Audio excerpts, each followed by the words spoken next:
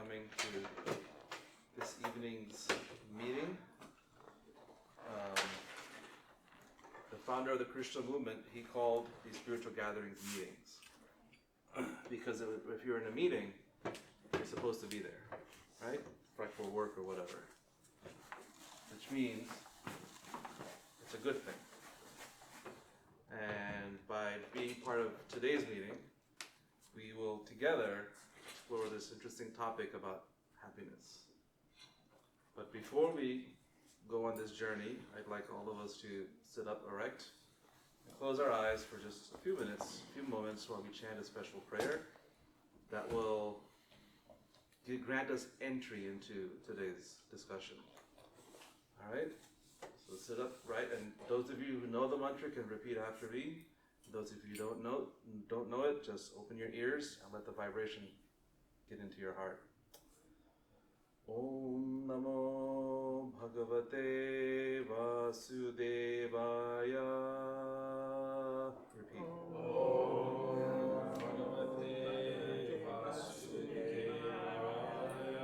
Om Namo Bhagavate Vasudevaya.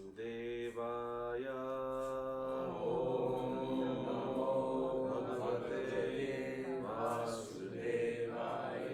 Om Namo Bhagavate Vasudevaya. Om Namo Bhagavate Vasudevaya. Thank you. So today's a special day for us in the Hare Krishna movement. Today is the day when the International Society for Krishna Consciousness was founded. So today's a historic day. 57 years ago today, Swami Bhaktivedanta, his full name is His Divine Grace A.C. Bhaktivedanta Swami Prabhupada, in a small storefront in the East Village of New York City, not much bigger than this room, sat with a few friends and well-wishers and put his dream onto paper. And his dream was to create a society in which the whole world can live. And that society we know today as ISKCON, the International Society for Krishna Consciousness. And someone has suggested that it should be generic, make it God consciousness. And Prabhupada said, no. We are interested in sharing knowledge about Krishna. And he said that this knowledge of Krishna is the key to happiness. And that is where we're going to be, what we're going to be exploring in today's topic of discussion. When I was informed about this class last week, I didn't know I was going to give a class today. It was a very important holiday last week. What was that holiday? 4th of July. The 4th of July, right? When the colonies got together and told England, we're out. We're going to do things our own way.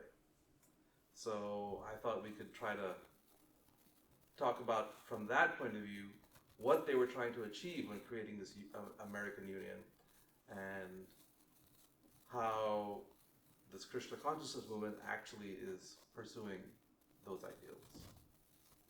And hopefully things will make sense. So most of you have seen this photo or seen something about it, right? The leaders of the American Revolution, John Hancock, Washington, Ben Franklin, Thomas Jefferson, who was the author of the Declaration of Independence, they all got together in a stuffy room in Philadelphia and they said, we have to break away from England because England is not supporting our right to existence. In the Declaration of Independence, in the top it says, we hold these truths to be self-evident, that all men are created equal, that they are endowed by their Creator with certain unalienable rights, that among these are life, liberty, and the pursuit of happiness.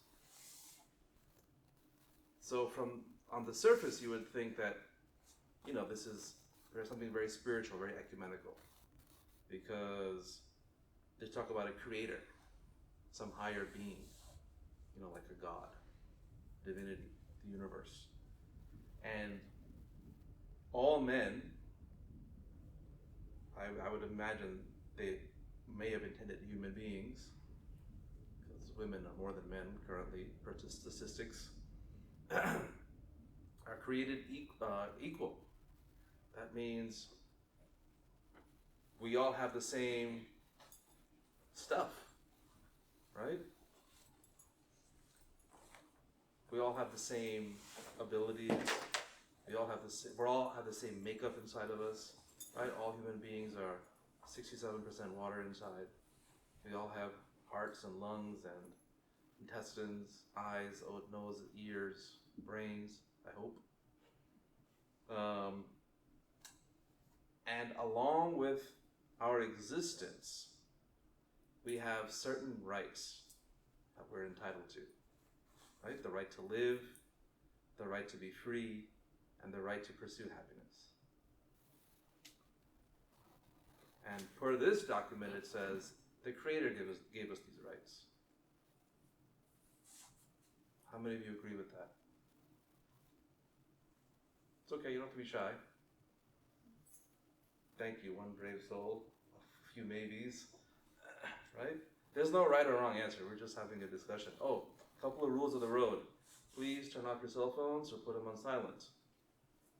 Number one. And number two, this is not a stuffy lecture. So if you have a question, or if you want to say a comment, please raise your hand, and the floor will be yours.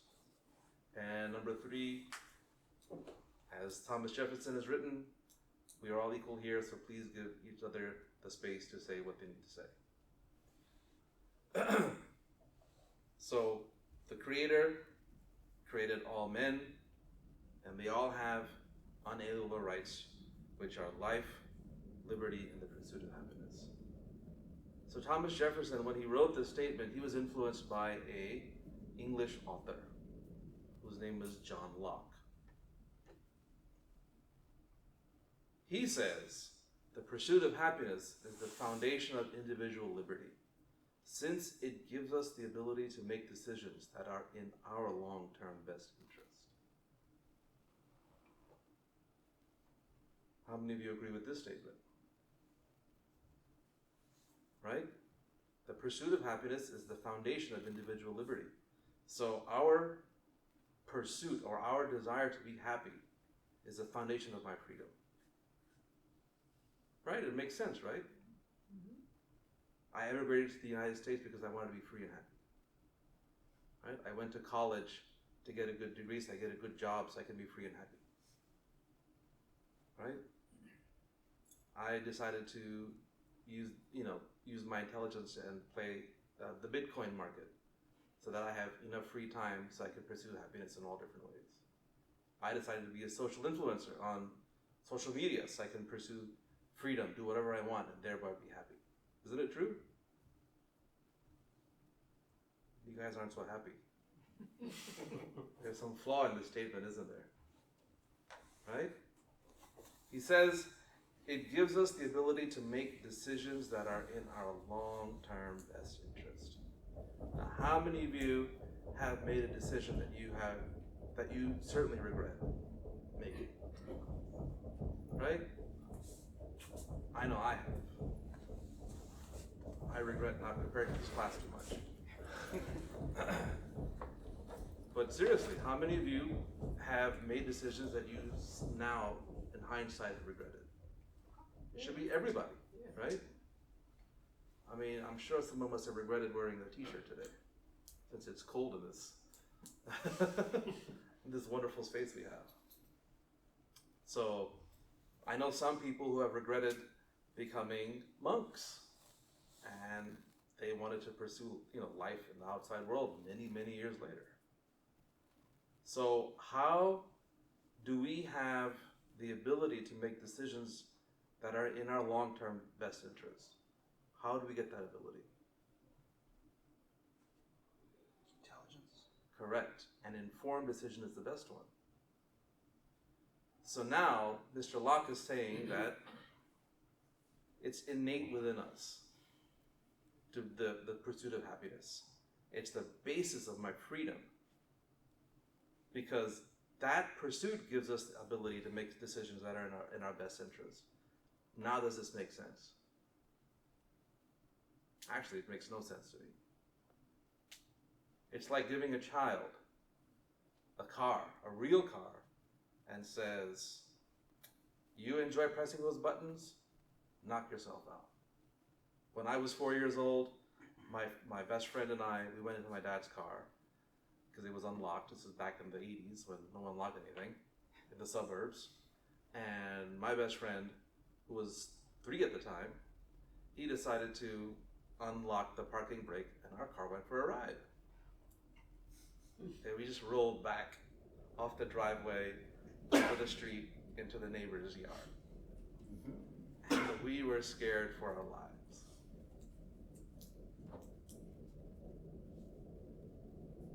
So his belief was tabula rasa.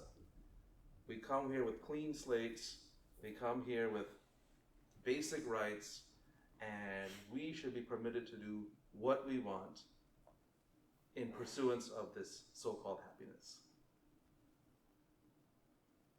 Do any of you agree with this statement? Okay, why?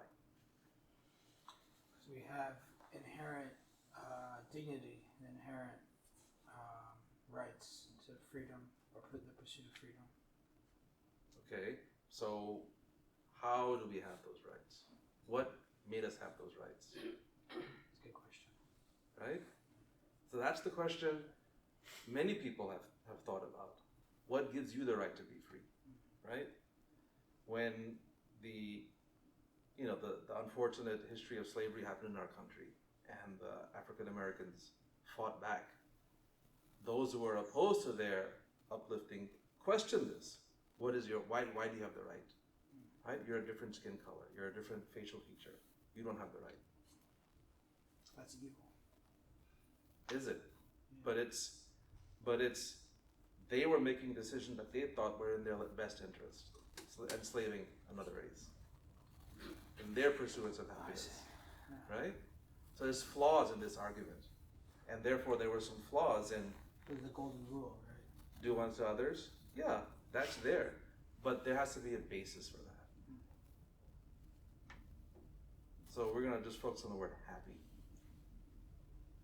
The definition in the dictionary for someone to happy means feeling, showing, or causing pleasure, satisfaction, or contentment. Again, it's a very broad statement, very broad. There's this one movie where, from the 80s, 90s, early 2000s, where the main character took pleasure in killing people and not getting caught. He was feeling much pleasure, it gave him much satisfaction, and it gave him contentment. Now, is it his right to pursue this type of happiness? No, right? Not if it impedes on someone else's pursuit of happiness. So there requires some sort of ground rules, right? There has to be some rules, like for instance, children in the sandbox, right? There's a certain set of rules, although unwritten, that kids know. Okay, if someone's playing with this toy, you give them time, right? Who teaches those rules? Teachers, parents, other kids, right? So, for a pursuit of happiness to be genuine, there has to be some ground rules. We have to know what direction we're going. We have to know how to go on this quest or this trek, right? Hare Krishna, thank you for coming.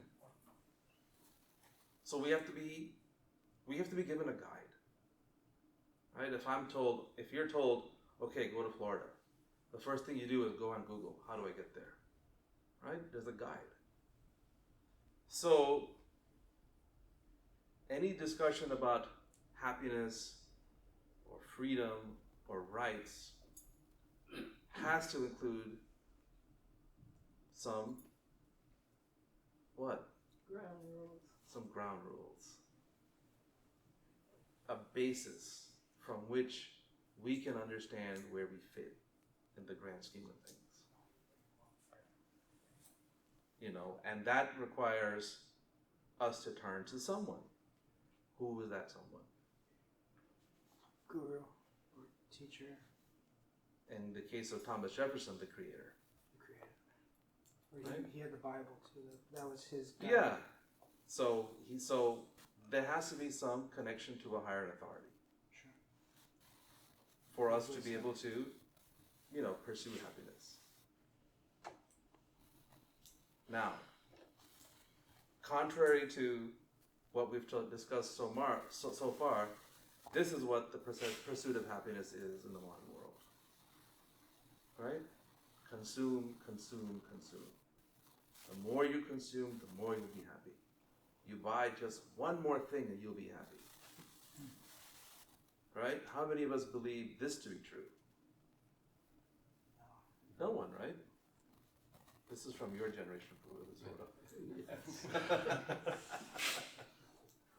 right? But this is the norm.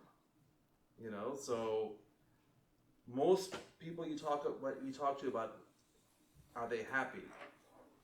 Right? You ask somebody, are you happy? Most people's response will be, yes, from a material point of view. I have a nice apartment, I have a nice car, I have a good job, I have 1,000 followers on social media. I have. And the reality is, we don't. Srila Prabhupada, the founder of the Krishna movement, Hare Krishna movement, he says, if you take a fish out of water, you can give it a very comfortable velvet bedstead, but still the fish cannot be happy, it will die.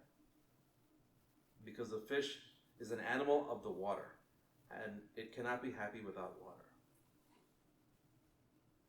Now, how many of us understand this photo?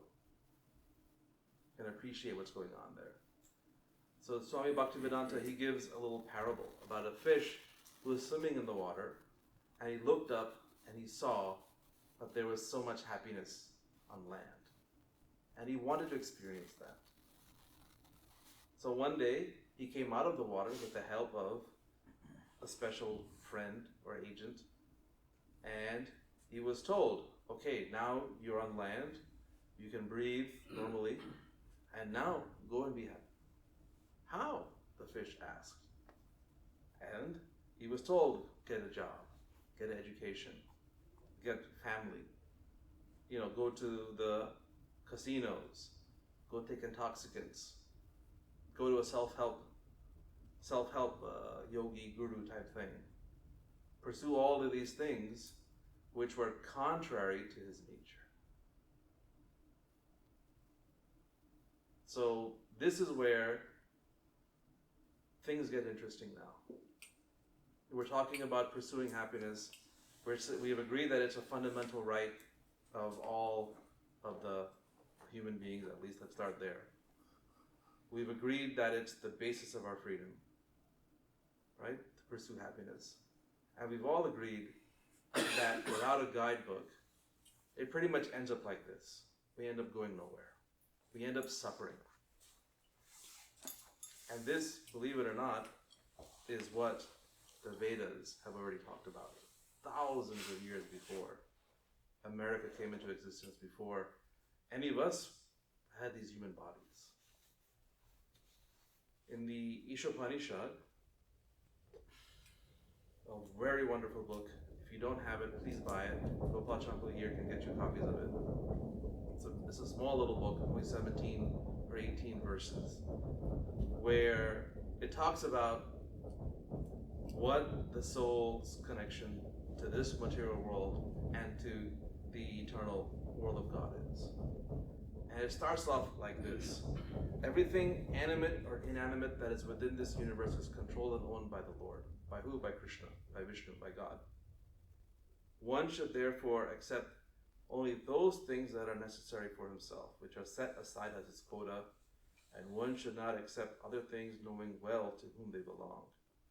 And as thus, one may aspire to live for hundreds of years if he continues working in that way. For that sort of work will not bind into the law of karma.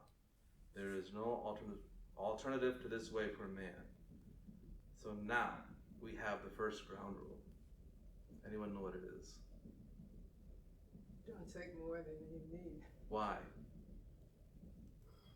Why? Because it becomes a burden that you don't need. It binds him to the laws of karma. Oh, yeah. So in the pursuit of happiness, the first thing we have to understand is karma is our machine. The more Sorry, we... what is that? I didn't hear what you said. Karma is the machine. Oh, machine. Okay. Right? The mechanism. That's the actual word, mechanism.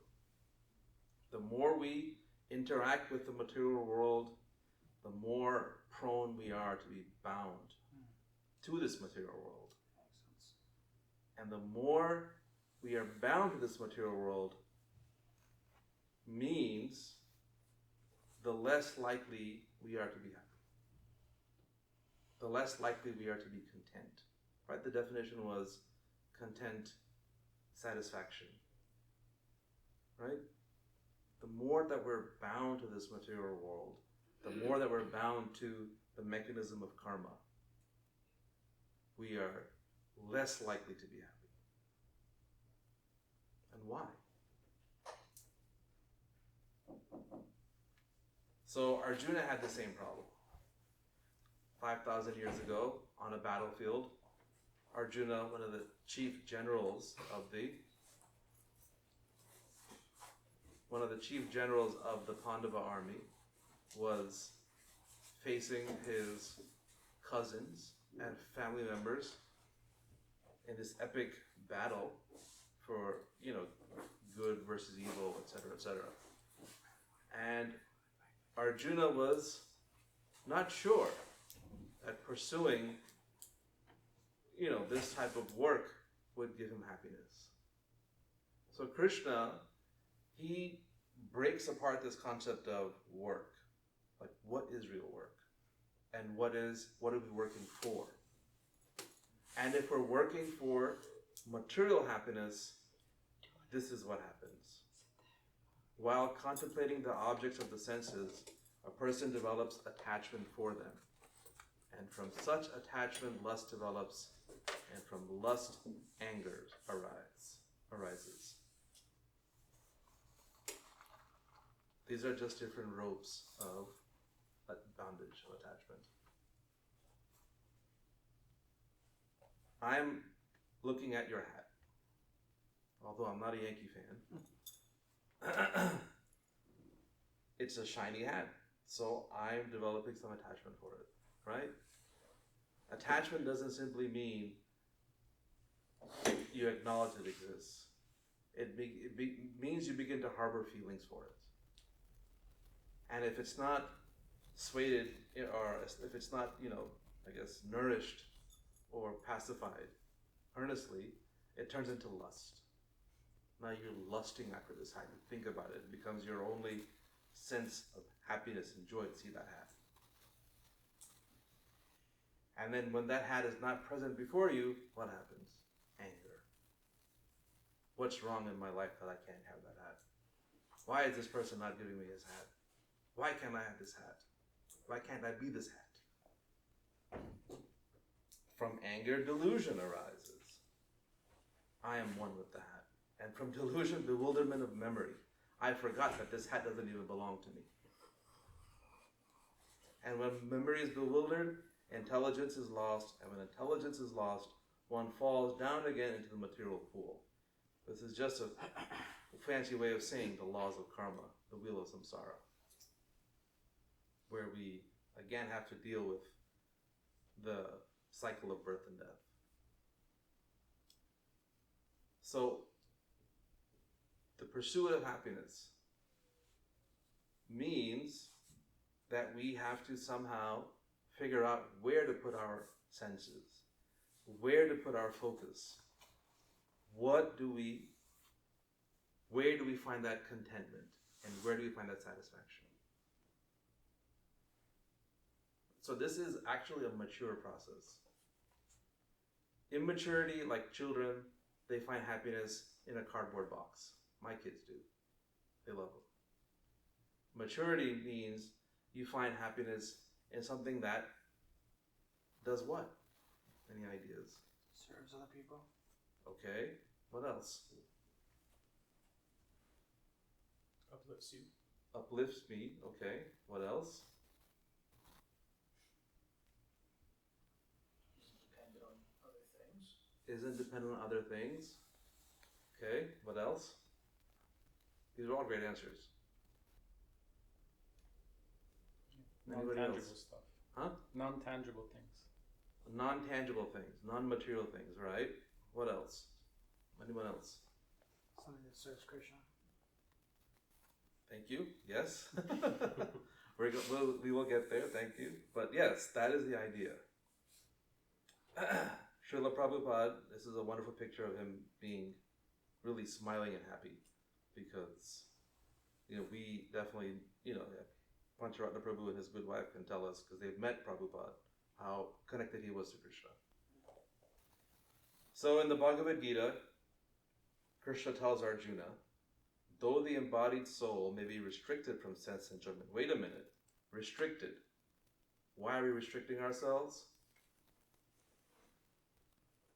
Why? Do penance. No, not what or how. Why? Why are we restricting ourselves? To be happy. Because we do not want to get bound. Right. Right? We just talked about we do not want to get bound. So we're restricting our sense enjoyment. I'm choosing not to eat that packet of potato chips.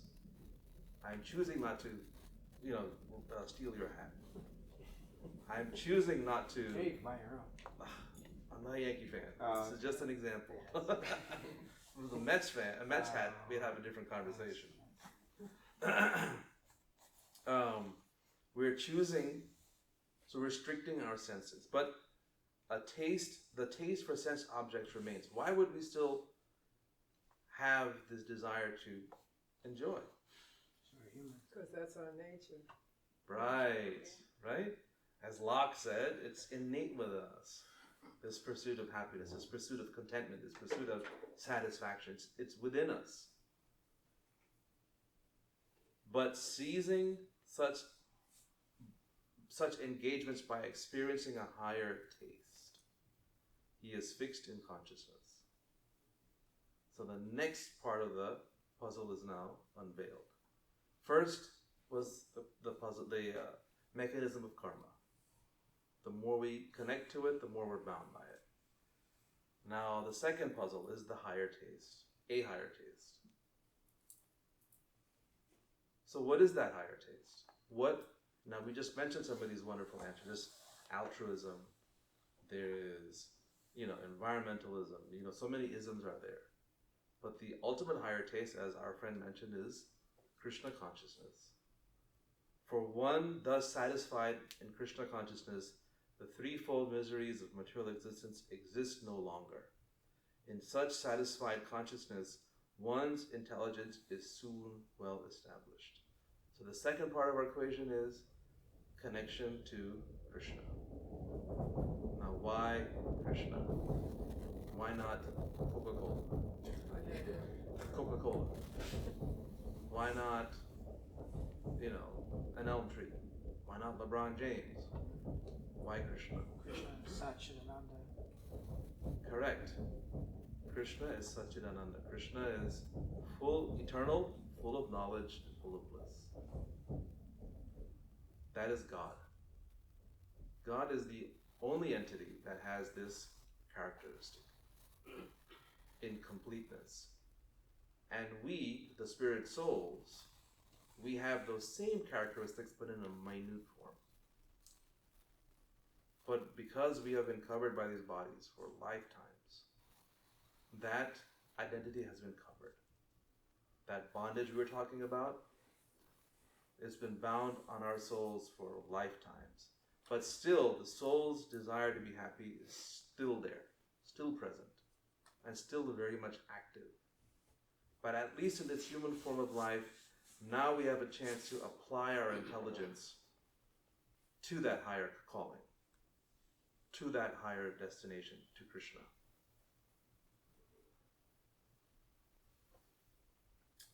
But those, But those who worship me with exclusive devotion, meditating on my transcendental form, to them I carry what they lack, and I preserve what they have. When we connect to Krishna, we learn that Krishna is the source of everything for us. God is the source of everything. God is the source of our pleasure. God is the source of our existence.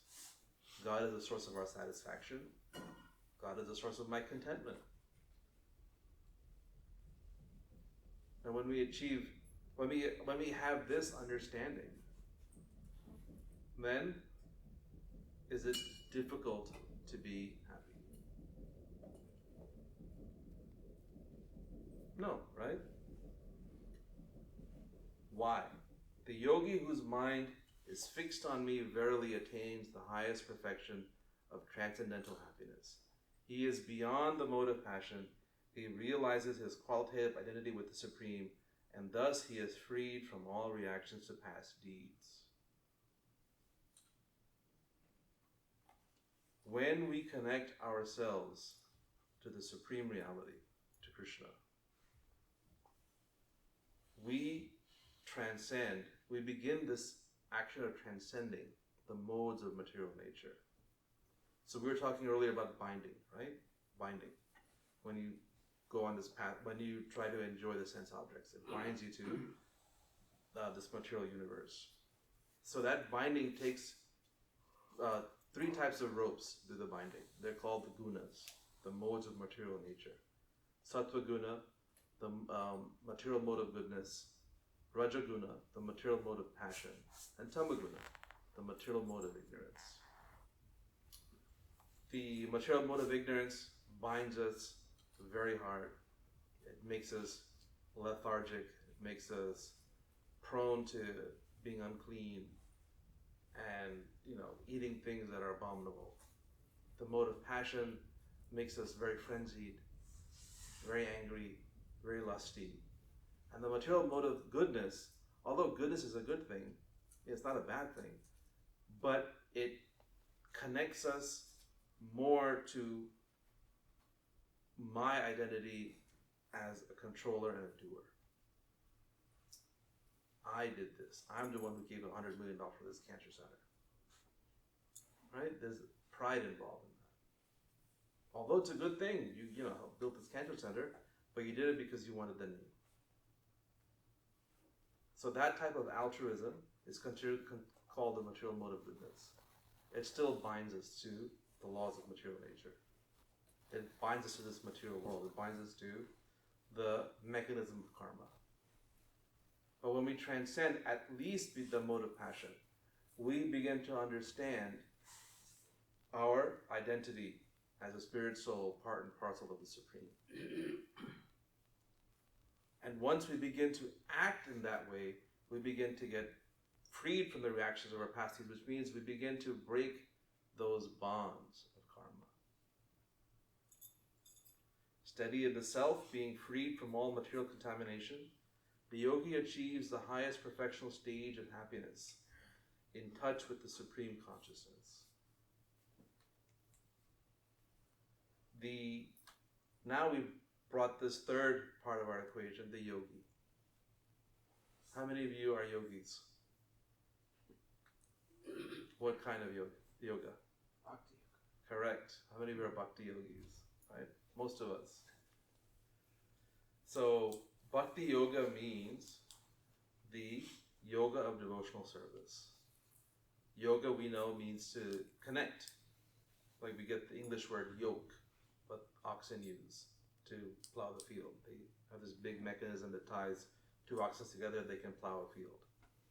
So a yogi is someone who's connected to or reconnected to the source of yoga, or Krishna, or God. So we do not have to stand on our heads to become a yogi. Right? I know I can't. We do not have to sit in a forest and meditate for 12 hours a day to be a yogi. We just need to connect our activities, our choices, our decisions to Krishna, and we become a yogi. Because now that we're acting for the sake of Krishna, for his pleasure, or for his satisfaction, then we are in a state of happiness that's genuine. Because what we're doing is acting for the highest good. Someone was saying acting for others, serving humanity, being connected to something greater than themselves. This is the biggest thing you can get connected to. And happiness is certainly assured if we take this process seriously. Okay, this is the last slide. Okay, good. And coming back to this point, we then get to the third part of our mechanism. First was the mechanism of karma. Second was the presence of a divinity of Krishna. And then the third is the process, which is bhakti, exclusive devotion.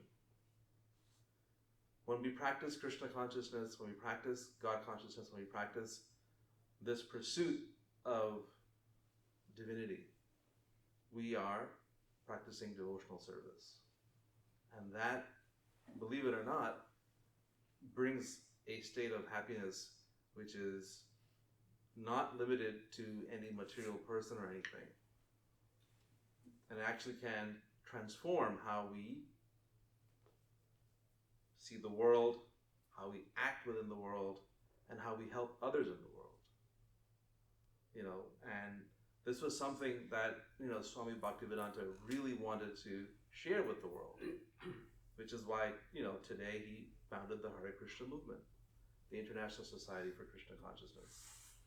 He was very keen on sharing this knowledge of the Absolute, knowledge of true happiness, knowledge of pursuing happiness to the whole world.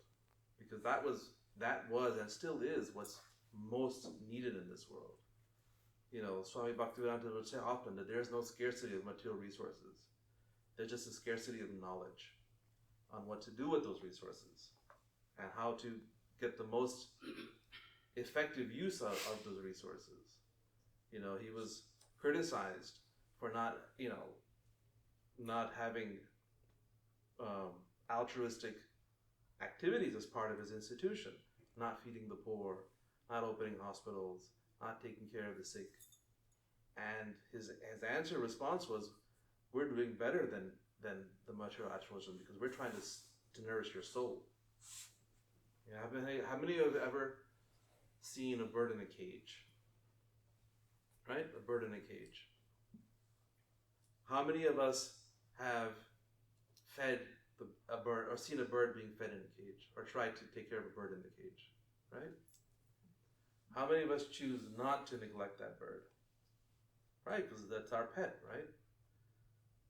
How many of us have taken care of the cage but not the bird inside? Seems silly, right? But we, in these bodies, we're doing just that. By focusing, by prioritizing material happiness or attempts to be happy materially, we are focusing on making this cage very beautiful. But the soul within, it's not nourished at all. And that's what Swami Bhaktivedanta wanted to bring with this Krishna consciousness movement, was knowledge on how to nourish the soul. And the best way to nourish the soul is to connect that soul to its source. Just like if a laptop is dying of power, what do? Plug it in. And all of a sudden it brightens up again and recharges. So similarly, we in these human bodies, we have an innate connection to Krishna. That's the inherited fundamental right that actually should have been talked about when they were forming this country. The connection to Krishna, which is eternal, which is unalienable, and which is the basis of our happiness. And I certainly believe that, this Krishna consciousness movement is actually fulfilling some of the goals that the founding fathers had. But it's in a genuine state. Yeah. Any questions so far?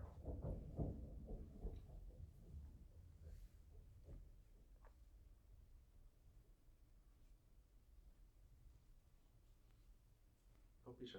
Please ask. Please say something. I'm just throwing it out there, like, I understand all of this, but at the same time, there's that part of me, the small ego, that, how can I put it? I know in the Bhagavad Gita it said that you are where you are, like if you can't do the whole thing, don't give up, just do what you can do. And, because sometimes it's kind of discouraging if you want to do stuff and you can't, but just keep on keeping on. Yeah, and that's where the happiness comes from. That's where the happiness lies. Because if you give up. Because Krishna is assuring us that He's with us. Right? He carries what they lack and preserves what they have. So whatever shortcomings we think we have in our practice of Krishna consciousness or devotional service, it's just being held by Krishna temporarily. It's like you have your friend hold your bag while you go to the restroom. So similarly, Krishna is just holding it for us. And when we're ready to receive those gifts, Krishna will give it in earnest. And we have to develop that contentment that it's secure in Krishna's hands. And it's a very tough thing to do because we're looking for tangible results. And this is something not tangible because it's within us. This desire to be happy, this desire to transcend the modes of material nature. It's within us. You don't get those things from, the shopping center. But it definitely is a testing journey. And so Krishna is, encouraging, stay on this path. Be content. You will find happiness. Just stay on this path. I have a question. Mm-hmm. So a lot of people, let's say, you said that some people they attach with material things, right? They want this, they want that. That is the source for them to get the motivation. So for them to create this, to build that. So by that, you were saying it's not a good thing. So that is but those people they feel happy, when they do that. So what do you think about that? A lot of people, I want to build this, I want to get that, I want to get this done, So that bring them happiness, So we have to see a little bit of thank you for the question. We have to see a little bit of the bigger picture. The happiness I get from building a building, right? That must be, it's a great feeling because I'm an architect, so when I see my design being built, it gives a very good feeling. And you don't have to deny that feeling. But we have to remember that the ability to create those things did not come from me. It came from something beyond me. The knowledge, the ability to learn, the ability to put into practice, that all came from Krishna. That all came from God. So if we're using these tools and these skills we have simply for our enjoyment, then it becomes bondage. But if we use it in the service of God, then it becomes liberating. Now, does this mean we only build churches and synagogues? No. What it means is that whatever we do, we connect it to Krishna. We connect our family to Krishna. We connect our salary to Krishna. We connect our spare time to Krishna, right? And in this process of Bhakti Yoga, that is what we are learning, is how to use every moment we have in Krishna service, in Krishna consciousness, in God consciousness.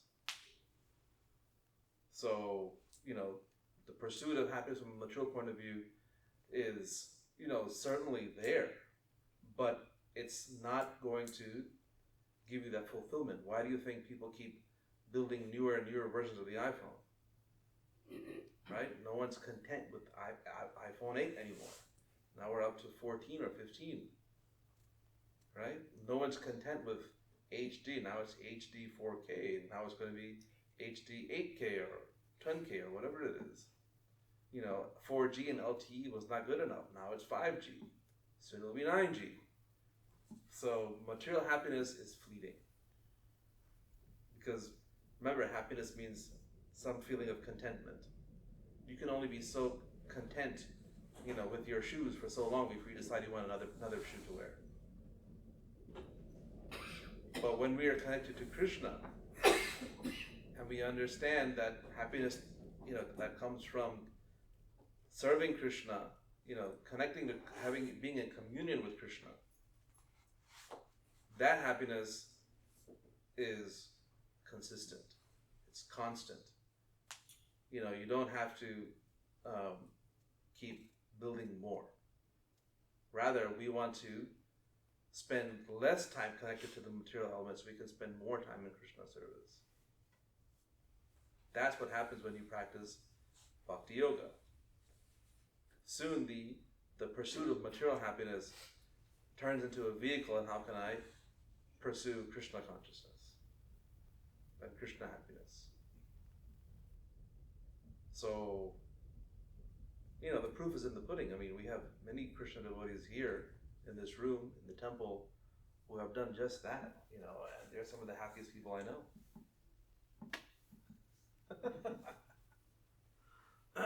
Because they've made this choice of connecting with the spirit inside, connecting with the spirit soul, the super soul, the Paramatma. Hope that helps. No, I definitely see the difference. Like when you said, like when you do something, you connect, yourself with Krishna, or you do it with like a mindfulness way. Mm-hmm. But it's just like, I totally get that, but it's a lot of people would argue like, if it's that, then, maybe we're gonna slow down the evolution, because let's say the iPhone is more and more, people like it, people want something different, people want something new.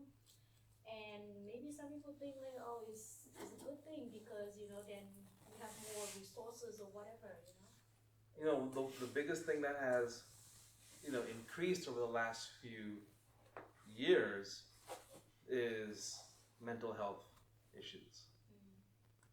And scientifically, many can attribute it to the increase in dependency on technology. So, for that fleeting happiness you got by getting your newest iPhone, how much misery are you feeling inside? Number of suicide rates have gone up because kids are being bullied on the social media constantly, right? The amount of people going to mental therapists have increased. Now you hear the commercials on every channel, sports channels, music channels, constantly. If you're feeling alone, call this hotline and speak to somebody. So how can we call this progress or the pursuit of material happiness when for that little bit of fame, happiness is getting a little phone, there's so much more misery you're feeling, dealing with the challenges that now your brain, your spirit is feeling. Right? So, one thing that we try to discuss, amongst the devotees here is how do we use even the resources we have, this technology in Krishna service, rather than use it as a distraction away from Krishna. It's a tough thing, but that's where the happiness lies, is connecting it to Krishna and using things in Krishna service, and then beginning to increase our dependence on Krishna himself rather than the things around us. Like there's this one Swami visiting us from India right now. You know, he has a little phone, doesn't have a computer.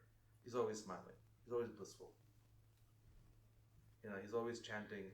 He's always talking about Krishna. He's always appreciating those around him. I mean, that's pretty happy to me, right? Yeah. I think one point we can make with all the scientific advancement and all, they say we made so much progress in medicine and all, but we see that those equipment and all the investment they keep for those equipment, they recover from all the patients. They are not able to even afford for their scientific or their medical bills, and even their insurances, they die every month for paying that insurance in the fear of death. So there's no point that they say that this is advancement. Correct.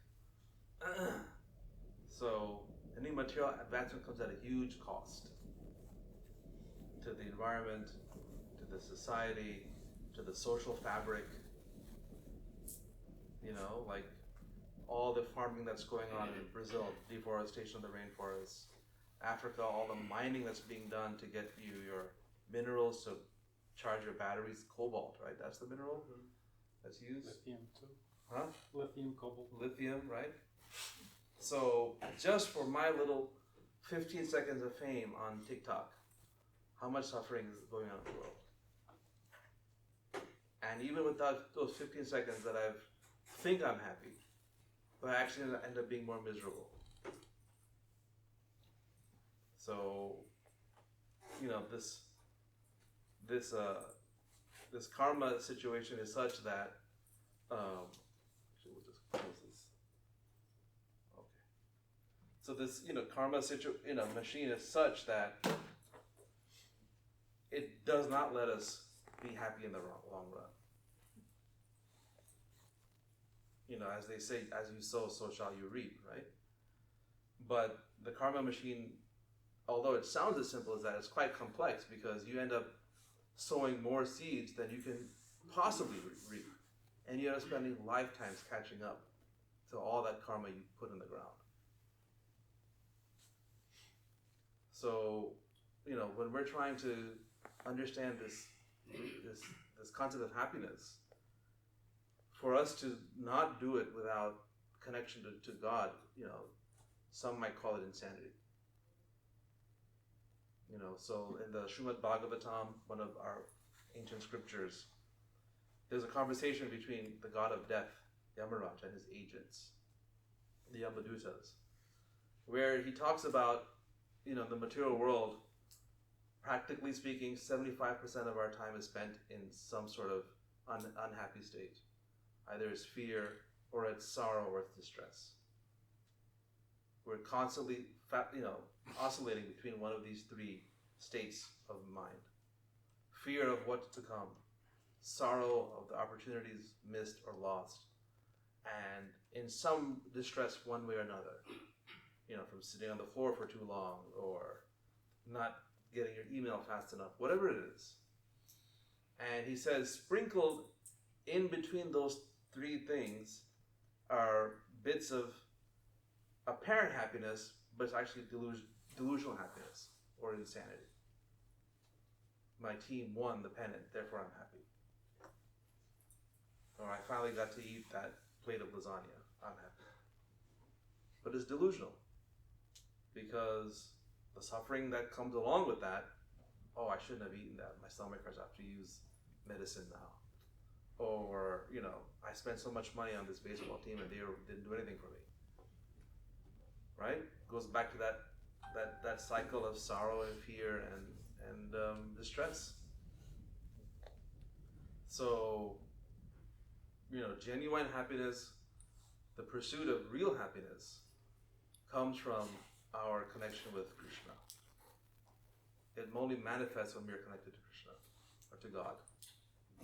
And when we act in communion with Krishna, then that happiness we begin to feel, that's actually genuine. And in that happiness, the way when we connect with the world around us, everyone benefits.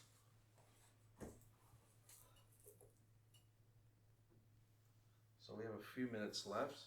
Let's say we do some, any last minute questions or last thoughts? Would you like to say anything? Just, you mentioned something just now, and interesting analogy you gave. And I was looking around the room, and saying, well, we've got in this room, we've got 4 lights, right? Which is what percentage of this room are these particular lights? It's a small percentage. The rest of the room is dark. But because there's a few lights in the room, we feel some light is there. So happiness in the material world is something like that. We have a few little sparks of happiness here and there. The rest is actually all darkness. It's all, dying and old age and this and that and everything else. But because there's a few little sparks, they kind of illuminate things, and you think, oh, okay, things are all right. Whereas the actual perfection of happiness is all light, where there's no darkness, and that's the saying that God it is light, and then the material world is a world of darkness. So Krishna consciousness means increasing that light until finally we break through into a world which is all light.